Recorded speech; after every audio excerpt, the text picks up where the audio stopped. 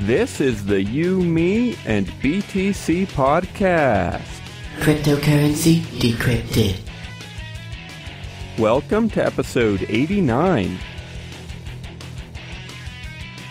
The bulk of today's show is about censorship in the free market.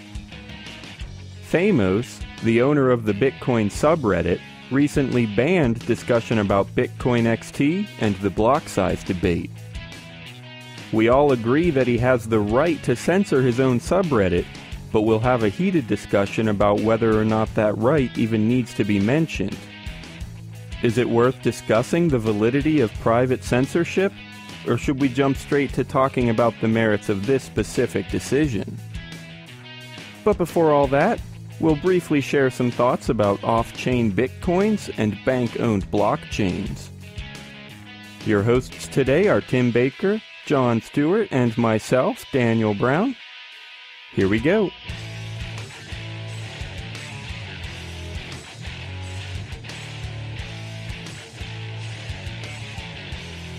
Okay, this is the You, Me, and BTC podcast. Glad to have everyone here for another regular Thursday show.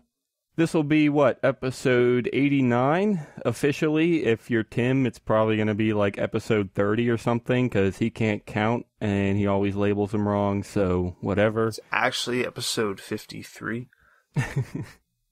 I am Daniel Brown, and I'm here with Tim Baker, who's apparently not really here. And John Stuart. So since when? Why are you not here, Tim? Because I don't because you're way which one. back at that other episode. Yeah. I'm still in someplace else. So actually, before we jump into things, we got a few pretty small things. I want to start with John's most recent episode. He does every month.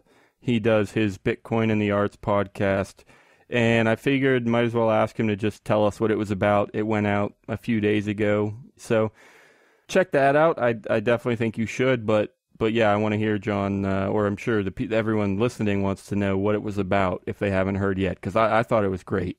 Oh, thank you. I interviewed, I say interview, but it ended up being almost more of like a co-hosting type situation with Dustin from btcartgallery.com. And we talked about, I guess the main topic for the whole episode was just why people who are into Bitcoin should even care about art. Like, it seems like it's not really that important, but I think we came to the conclusion that it's a lot more important than you might think. We spent a lot of time talking about memes, so that was fun. I don't know. It was fun for me to record, so. If you ever were wondering about the word ethnomusicology, you should listen, because they cover that, and it's interesting. So, or the word memes, that's a little more actually interesting, maybe. The word memes, they cover that, those origins a little bit too. So yeah, check that out. Of course, like everything else we talk about, it's at YMB.tc, our short URL. Just look for it, in the past few weeks, or in the Bitcoin and the Arts section. Whatever, you'll find it. It's called The Power of Memes and More, with the creator of BTC Art Gallery. So, next, hopefully fairly short thing that I want to cover, although you never know with us, this could easily derail us for the next half an hour. But we do have one of our awesome tweeters, Cyril Blank. We talked about him quite a bit because he tweets us a lot, and we love it. He tweets us great articles and videos and all kinds of stuff. So we definitely love that. One of the most recent tweets we got from him, I'm actually going to read this kind of backwards just because. He says, "Interesting. Is this likely to occur? You, me, and BTC ? And I'm like, all right, is what likely to occur? So you have to click the button to see the tweet before it. And it says, it's a tweet from George Stolfi, Georgestolfi. Not sure who that is, but he says, and inevitably, off-chain Bitcoin, he puts Bitcoin in quotes, will become unredeemable IOUs, just as dollars re-gold. I'm not quite sure what the re means specifically, but I know exactly what he's saying. I mean, and I'll get to that in a minute. But the first word of that tweet was "and." He's like, well, so the question is, well, wait, what were you saying before that? So you got to click the other button to see the tweets before that. And he starts talking about off-chain Bitcoin, again in quotes, is not Bitcoin, just as ban wires. That might be a typo. Oh, bank wires. There we go. Just as bank wires and PayPal are not cash. So that's what this guy is saying. Off-chain Bitcoin is not Bitcoin, and he thinks they'll become unredeemable IOUs. And Cyril is asking us, is this likely to occur? So that, I said it backwards, and then I said it forwards. Hopefully that makes sense. Tim, do you follow that a little better? He was confused before we started recording, as usual. What exactly, if you're saying an off-blockchain payment, that's like, what is it, coin tip, coin jar, change tip, right? And how many tries is it going to take Tim to find the right It took three. Yeah, well, what's it going to be for the next thing? Hopefully coin tip. Anyway. Anyway. That's considered off blockchain. Why do they do it like that? For speed? Or is that why? Oh, yeah, or absolutely, just convenience? Yeah. Okay. Both. Yeah, mostly speed or both. Convenience, there's less blockchain bloat because you don't have to create the transaction. It is way faster because it's instant, really. So, yeah. Okay. Yeah, I mean, I don't know why that couldn't be not. I mean, I don't know how to phrase this now. I don't know why it couldn't happen, I guess. I don't know if it will or not. I don't really have... Well... I don't understand it that well. I think I have an interesting piece of evidence, but before I get into that, I want to hear from John real quick. If you have any response, is this likely to occur? Will we see unredeemable off-chain Bitcoin ever?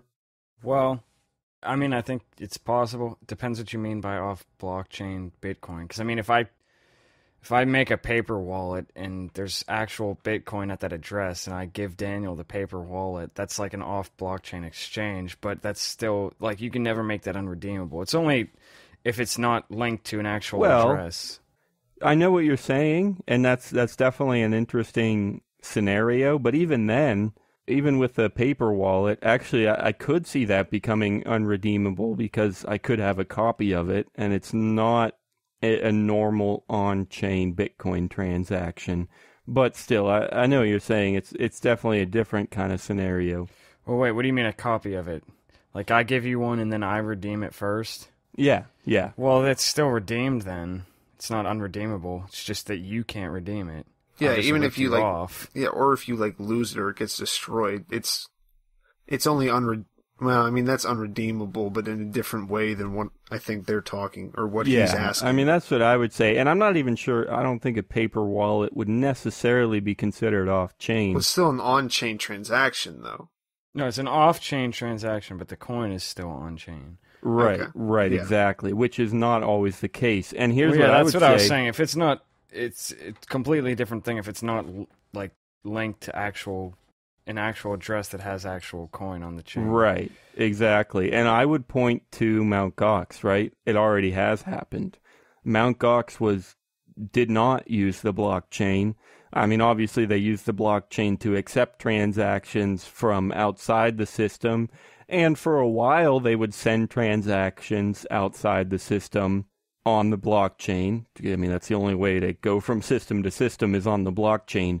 But within the system, obviously everybody knows now, was completely convoluted. They did have an off-chain transaction system. I mean, if you sent Bitcoin to another Mt. Gox user, it was off the blockchain. But even ignoring that, the coin itself really was not represented on the blockchain. And, we don't need to get into all this, but it's pretty clear that came down hard later on, and a bunch of people lost out because their Bitcoin was unredeemable, right? Yeah. I mean, so yeah, I totally agree that it's probably, well, yeah, like in the case of Mt. Gox, you could say it has happened, and that it definitely could happen again, and probably will. But, I don't know why it's something we should even worry about, because it only happens if you do off-chain transactions. Yeah. And like in the case of, I guess the analogy here was to gold and paper money. In that situation, there's actually a reason to use paper money instead of gold. But like, there's not, I mean, there are very maybe slight differences, like we were saying with change tip, the speed. But like, there's really not that much of a good reason to go off-chain. Yeah. Not yet. Unless you're sending somebody for like 10 cents on change tip. At that point, like, who even cares if it's unredeemable? Yeah. Yeah, I mean, it depends on your use case. I'm sure a lot of people, microtransactions or whatever, a lot of people are trying to get those off of the standard blockchain. And that's the whole thing with payment networks, or payment channels. They want to kind of build a super blockchain, a blockchain that's on top of the existing one. And that would still be considered on the blockchain, fortunately, because it's on top of the existing one if it was designed correctly, and you could trust that. Probably, I'm sure there's a way to do it. And that's exactly what people are working on. There are ways to make payment channels just as legitimate as the blockchain, but the centralized payment channels like ChangeTip are not. I think that's about it. And yeah, the solution, just don't use those, right? Or be extremely careful if you decide to do that. Yeah. Anyway, I didn't want to cover that too much, or at least not for very long, because I think we already covered it all. So I guess we can move on then to I guess Tim and John each have stories, and I like making them fight to the death. So go for it, guys. Just start talking. Okay, I guess I'll go. This is an article from International Business Times. It's from Nick Sabo. If banks want benefits of blockchains, they must go permissionless. I hadn't heard of this guy. Daniel hadn't heard of this guy, but apparently he's a legendary cryptographer, Nick Sabo. And what he's talking about and what people are talking to him about and interviewing him about is that he's saying that the only way that banks are going to be able to use any kind of blockchain technology like they're experimenting with and putting money into trying to develop is if they need to work like Bitcoin does, where it's permissionless. But banks, because they're so bureaucratized, are just they're going to be putting a lot of points of control just because that's what they do. That's how traditionally they work. But he's saying that by doing that, you're kind of negating most of the benefits of the blockchain. So why would you really use it? I think I agree. I mean, yeah, that's when you first started talking, I didn't know exactly where the story was going to end up, but I was thinking the same thing, right? And I'm sure we've talked about this before. If banks or nations, we've talked about nations having their own cryptocurrency too. The main thing that's going to distinguish a good one from a bad one is just how much control do they have over the currency, right? Or the blockchain system, whatever's working on the blockchain. The main thing that people are going to care about is how much control do they have. And I think not necessarily. I mean, isn't part of the blockchain that it might work faster and keep it, work faster, but also keep it a little bit more in check, like you can see what's going on it, instead of being worried about it being not controlled by people. Because the big banks, no one's expecting them to just make it and then just not have control of it. I thought it was that it would help speed things up. I mean, I guess I could see that. I don't actually know if that's true, because if they're going for speed and convenience, I really don't think a blockchain is the way to do it, right? I mean, the blockchain is slower because you have to verify across a whole network and things. That's why it takes 10 minutes to do a transaction, because there have to be miners and everything. Whereas with a centralized system, if I want to do a transaction, it's a split second, right? We talk about Visa doing 2,000 transactions per second because all they have to, well, I guess there's a whole lot more on the back end for security and everything, but as far as we're concerned, all they have to do is switch two numbers. This person gained money and this person lost money because a transaction happened. So if you're going for speed and convenience, I actually don't think the blockchain is the way to do it. If you're going for transparency or for security, okay, I could see that. I think the blockchain does help with all of that, because if making a transaction is as easy as switching two numbers, then that's a lot easier for a hacker than to do all of the proof of work necessary to participate in the blockchain. Am I making any sense? Yeah, okay. I wasn't thinking about this before, but maybe just a quicker, more secure way to send actual money. Not just credit or not just something like that, but where, I don't know why they would want that, but someone, if for whatever reason they're really about just receiving like actual right away money, they don't want to take credit and they want to do it online, that's easier. No, it's not faster than PayPal, never mind. Right. It's simpler. I mean, it'd be simpler for like small shops and small payments, maybe. I can't really agree with that. I mean, PayPal is instant. It's that simple. PayPal is just flip, you're done. Bitcoin is, wait a few minutes, copy addresses and stuff. I mean, I love Bitcoin, of course. Of course you know that. This is episode 89. You know I love Bitcoin. But that, or that just means you're so committed already you can't jump off now. Yeah, but digging no, yourself it's just, into the hole. Okay, all he's trying to do is profit off of all you sheep. And peasants. We're just pretending to like Bitcoin, so you'll listen to us, right? No, but yeah, you're just playing. You can't say that Bitcoin is easier than PayPal. I don't think you can say that. I mean, if you're talking about like KYC and everything, well, yeah, Bitcoin's way easier because PayPal wants your firstborn. But in terms of actual use, yeah, I don't think it's not hard to just sign in. So it's real quick. You can just do it. But maybe smaller payments. Maybe banks want to get in on. I don't. Maybe they're looking at stuff becoming smaller, like more online content. They want to be able to facilitate those. I guess just to be a little bit more fair, I would say that at its best, I guess Bitcoin is about equal with PayPal, right? I mean, because you can have an app on your phone where you don't even have to sign in. I mean, maybe because you did earlier or whatever.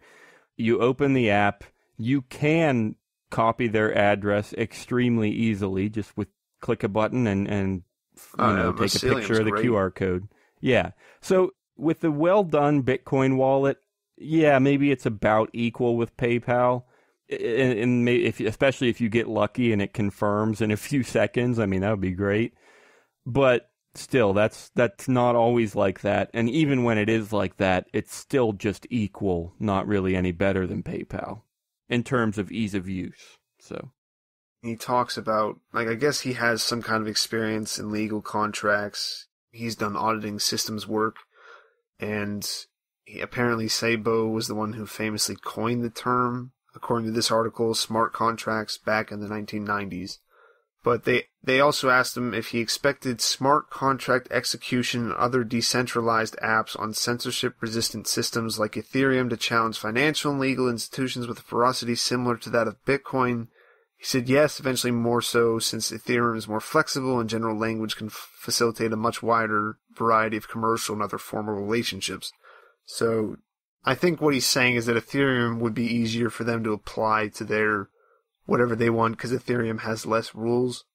It's a little bit simpler because it's not a payment system, so it can be a little bit more, not universal, but a little bit easier to change to fit different needs. Yeah, I wouldn't say it's simpler. The words they use are flexible and general, and I think that's true. That's why it's more encompassing. It can do more, which I don't think it's really simpler. I mean, I think it has to be more complicated, maybe, even if it's able to do a whole lot more things. But yeah, I think that's true. They can do more. It does say general language, but does that just mean it's more? It's not necessarily simpler. It's just it can go into more. It can do more. Yeah, it's more open. Okay. Are you tired of Bitcoin dice and ready for something different? Try LuckyBit, the original falling coin game, at luckybit. It's the most exciting Bitcoin game on the web. You can bet on 5 different payout lines and win up to 999 times your bet. You can even use their faucet to get some free Bitcoin. Dice is boring. Play different at LuckyBit. Check it out at luckybit. All right, so now we're going to talk about Reddit, I guess. Anybody who's involved in that sort of thing probably knows a little bit about what's been going on over at Reddit with the moderators on our Bitcoin. Well, I guess the moderator, or Theymos, I guess he's just been censoring a lot of stuff and deleting things and taking things down. Mostly things about XT, and then when people started complaining about them removing things about XT, then things about people complaining about the moderator started getting removed. And we actually, well, I think Daniel might have posted it in the show notes for the Bitcoin and the Arts segment from this month. But Dustin from BTC Art Gallery just did an interview last week, I guess, and they talked a lot about our Bitcoin censorship stuff. And he got a screen cap of the page that one day where Theymos, I guess, was on vacation or something, and it went unmoderated for a day or so. Or I guess probably less than a day. So, this is, I guess, kind of a big deal because people don't like getting over-moderated, especially Bitcoin people, and especially on Reddit. I guess it's been kind of a recent trend, more and more censorship on Reddit and more things getting taken down, which is annoying. But we have an article here from CoinDesk called Inside the Movement to Build a Bitcoin-Powered Reddit. And this is a guy, his name is Ryan X. Charles, who used to work at Reddit, actually. They had a cryptocurrency initiative that, according to this article, was short-lived, and he was the project leader for that. He was in charge of that, but he, I guess that project kind of ended up not going through, and now he's working on something similar to Reddit, I guess just a social media type of site that's powered by the blockchain. And they did a hackathon to get it started, and it's also, this is an open source project, and it's currently on GitHub, so if you are someone who uses GitHub, you can go on there and check it out. It's called DATT, for Decentralize All the Things. I guess it seems kind of a weird name. I mean, it makes sense, but it's not really a name. It's more like a sentence. It's not super catchy for like a social media site, but I guess DAT is, if you just want to call it DAT. I'm definitely interested to see how this all plays out. A decentralized kind of social network, that sounds... Well, so the decentralized aspect of it is mostly about content ownership. So it's supposed to solve the problem of where when you... Basically, the way Reddit works is that Reddit owns everything that's on there, and that's why people who are moderators can just take anything down. But right.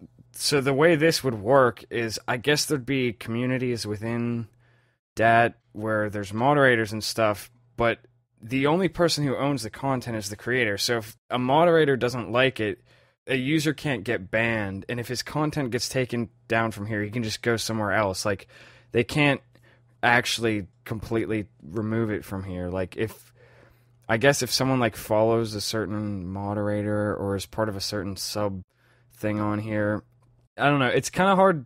This article gets a little bit technical, and I'm not sure exactly how all of it works, and it is still in its infancy. Right. So I definitely like all of those ideas. They seem beneficial.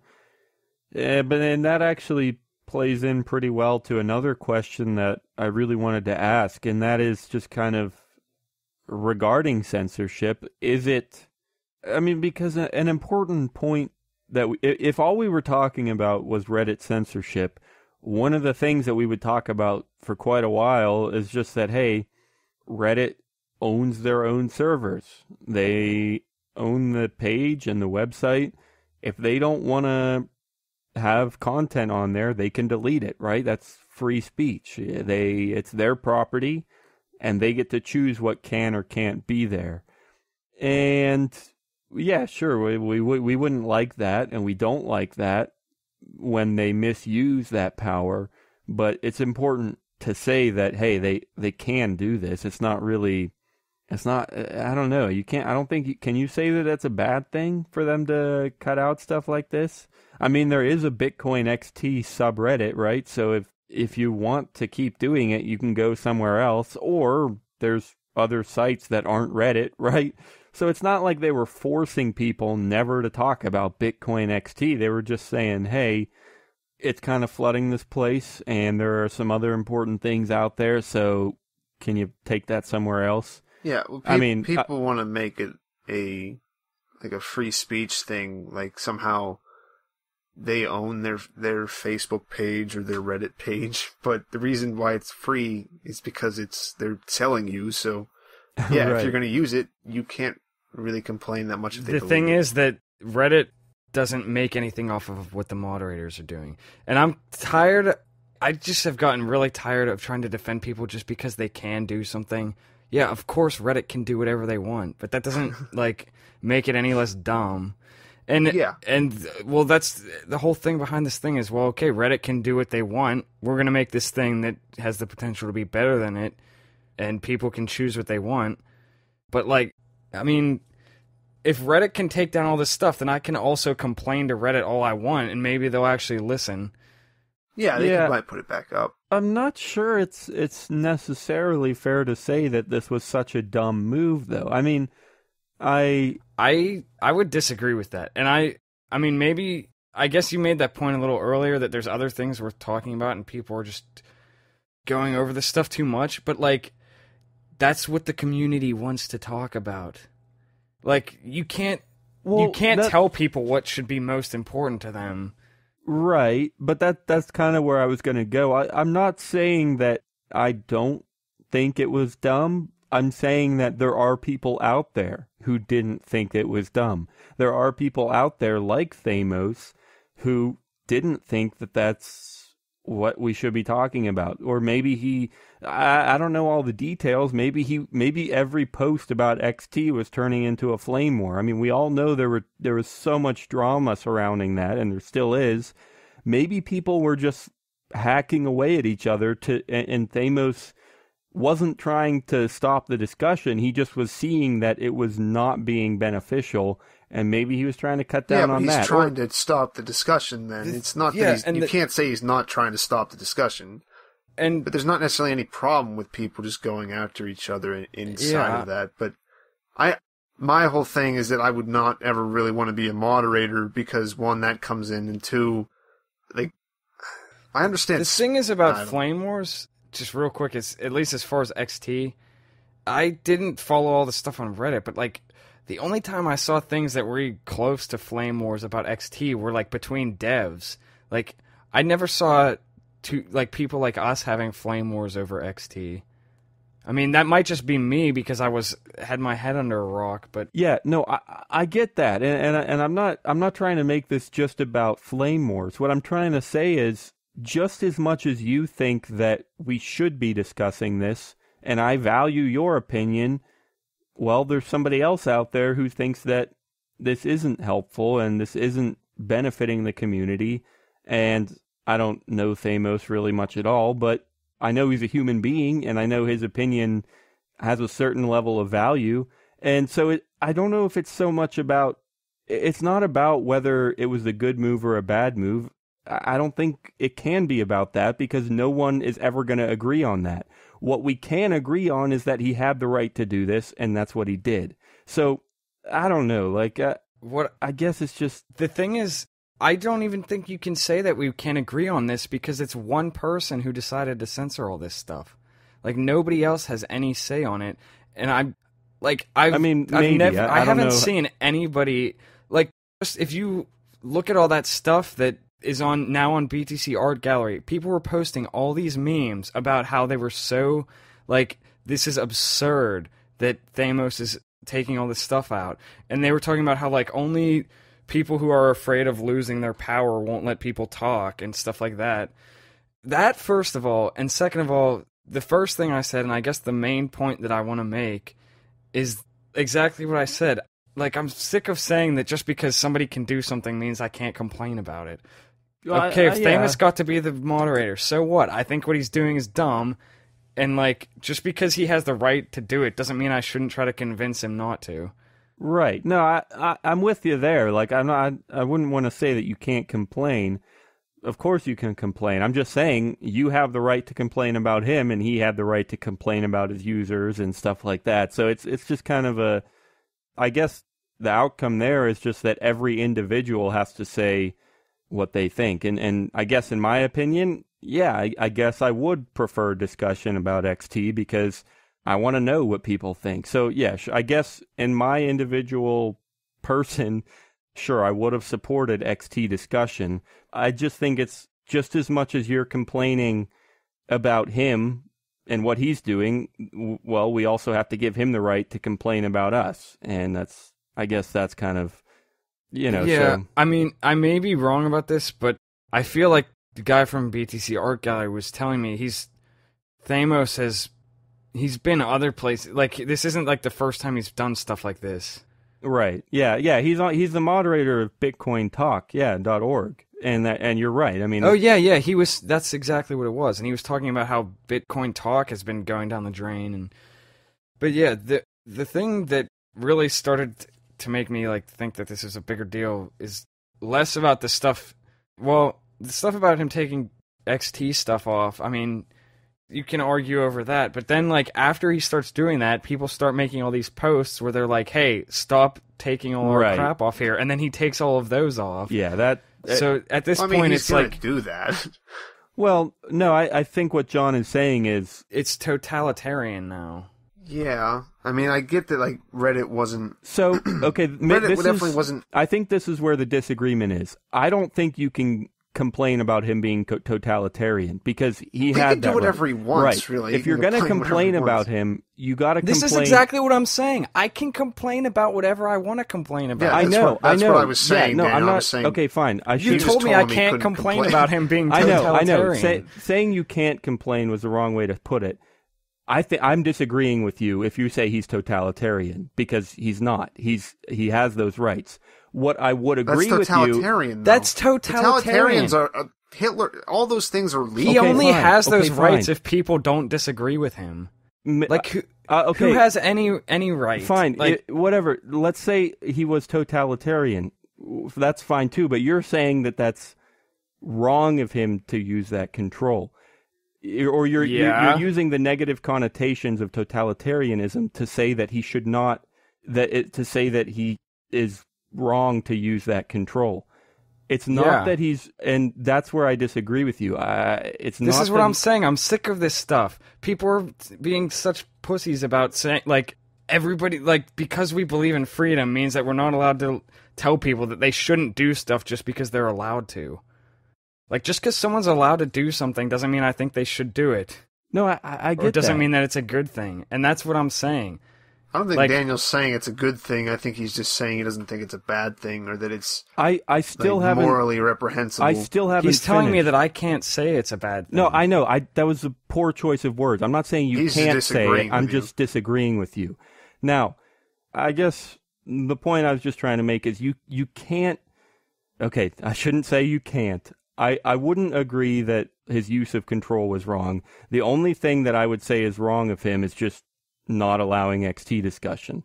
It's not about him being totalitarian. It's about him forcing down the discussion about BitcoinXT. Because let's say that... I think the only thing that you can say is that his control isn't illegitimate.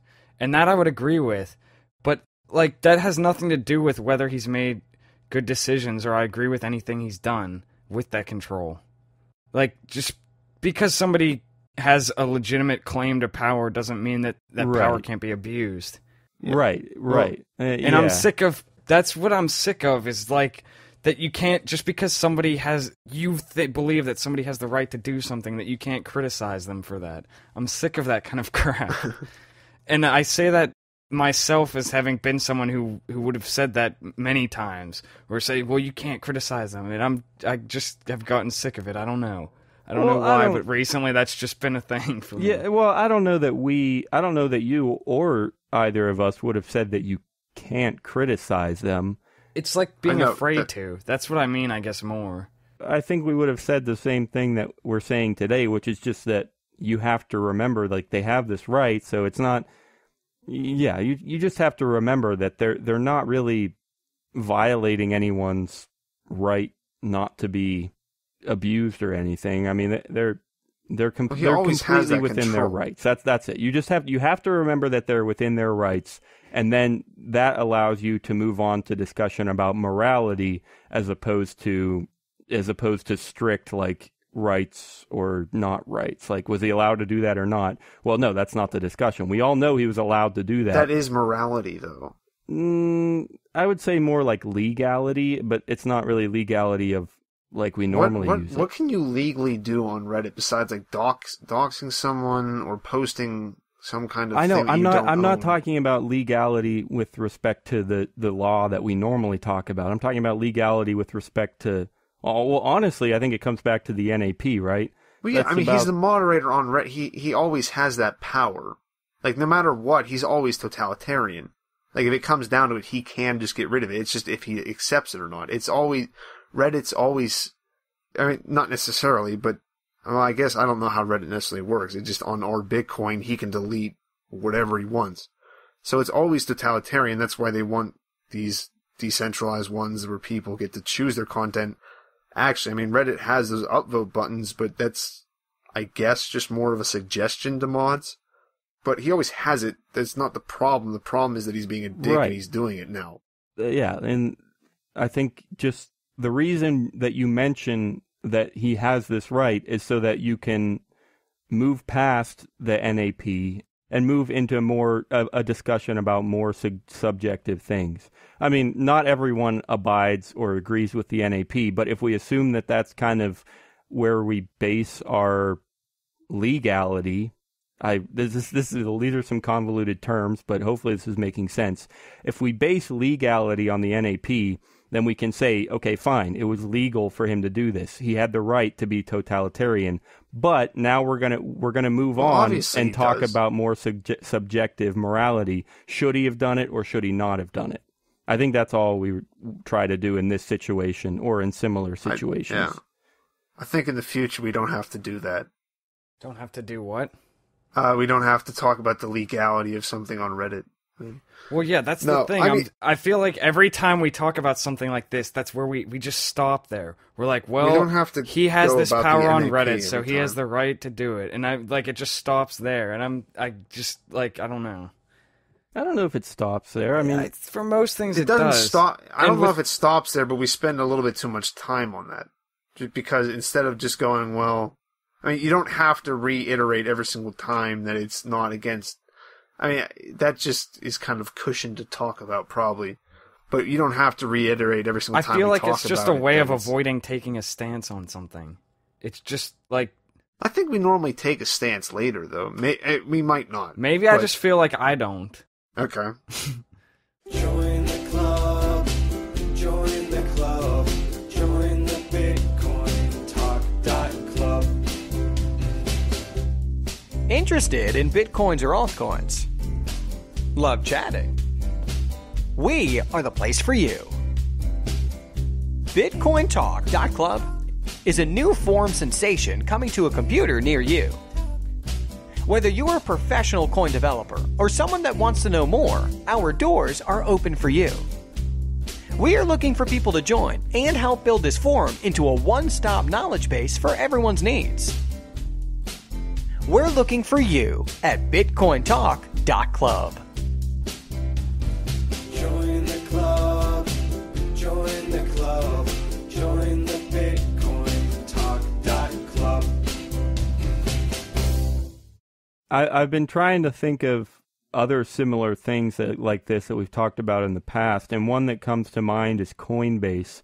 and how they have like they do KYC and stuff, or they We just talked about the AT&T thing with the ports. yeah. I mean, that's So another... okay, so let's think about this, and we're kind of meta right now, but I'm enjoying it at this point because I feel like it's actually sort of going somewhere, or I don't know, at least there's some more understandable debate going on. So yeah, let's talk about AT&T. What all did we say about that? Like, I guess Well, just we said that they can block whatever ports they want, and yeah, that's true. But like, if I want them to open a port, I'm going to complain about it all I want. Right, but again, what I just said, maybe this is less about you or anyone else doing something. It's more just me being angry at myself.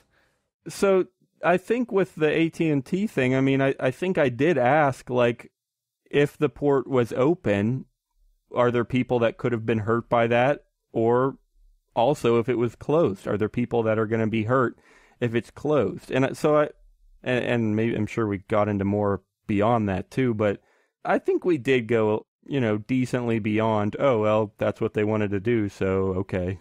I don't remember saying it, but I kind of just assumed that we probably said that we didn't like it since it is a Bitcoin podcast. And we couldn't really take that stance, that we thought that it was a good idea for AT&T to block it. Yeah, I do remember saying that kind of towards the end. Like, of course, we're just not even with Bitcoin, but just in general, we support openness. And so we would love to have all the ports open. But, that's what I guess whatever. I mean, that's what they do, and they have their reasons, whatever. So yeah, maybe if that's how it really ended, I mean, if it ended with a whatever, okay, maybe that's a little pansy of me, like I'm not really taking enough of a stance there. I could see that. I don't know if that was a pansy. It was more just us being lazy. I don't think any of us were really worried about AT&T coming back to get us. Or anybody else getting offended by the fact that we trash talk AT&T. I don't think anyone cares about that. I was like, I appreciate that company. They give me great service. But how dare you? I like Verizon better. But yeah, this is why people would like something like Reddit, or how they can do stuff like this and they can have fat shaming stuff all the time. They don't have to worry about that getting shut down.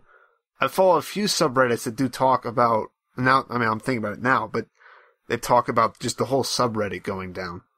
Just in general, because it would just get removed, and then people talking about where else they're going to meet, or what happens if we get taken down, what happens whenever. So that's another thing that you want to look into, not just getting away from a moderator, just in any kind of community where you're looked down upon by, I mean, if you're on Reddit and looked down upon, there's like only like a few things that you're really going to be that are going to piss people off enough on the internet to want to get rid of you.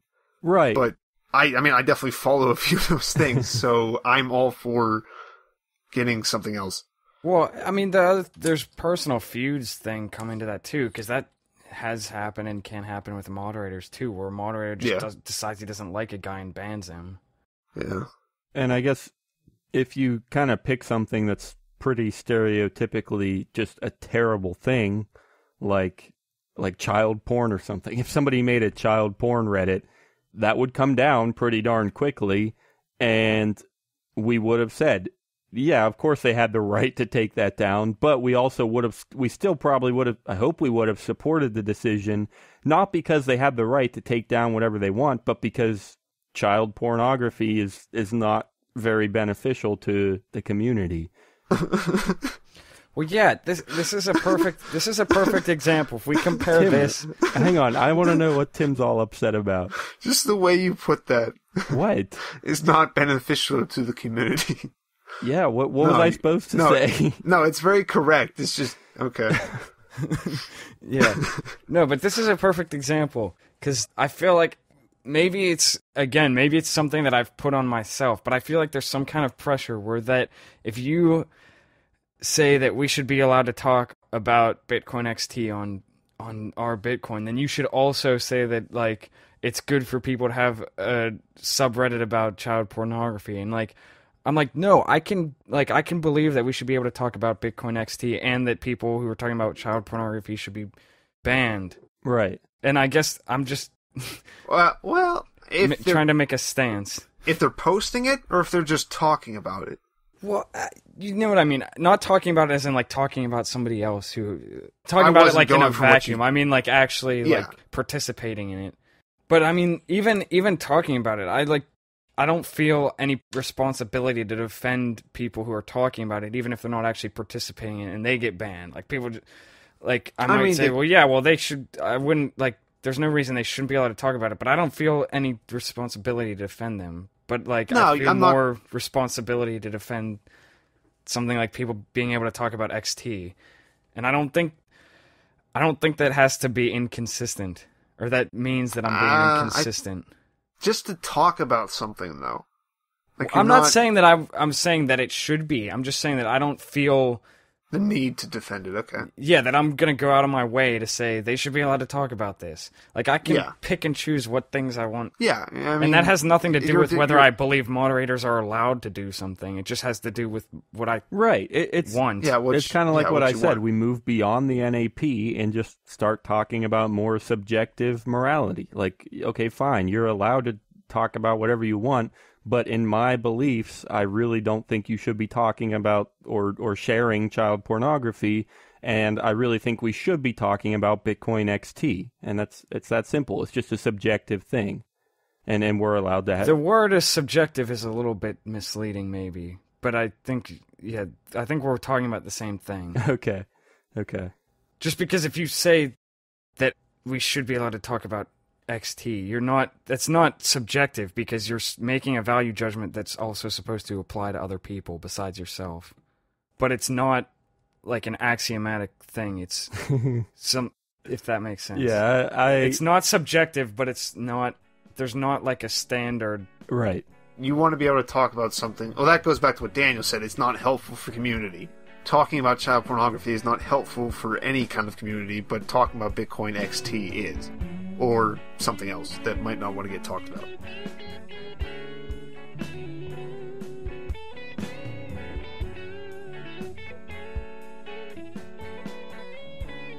Thanks for listening to episode 89.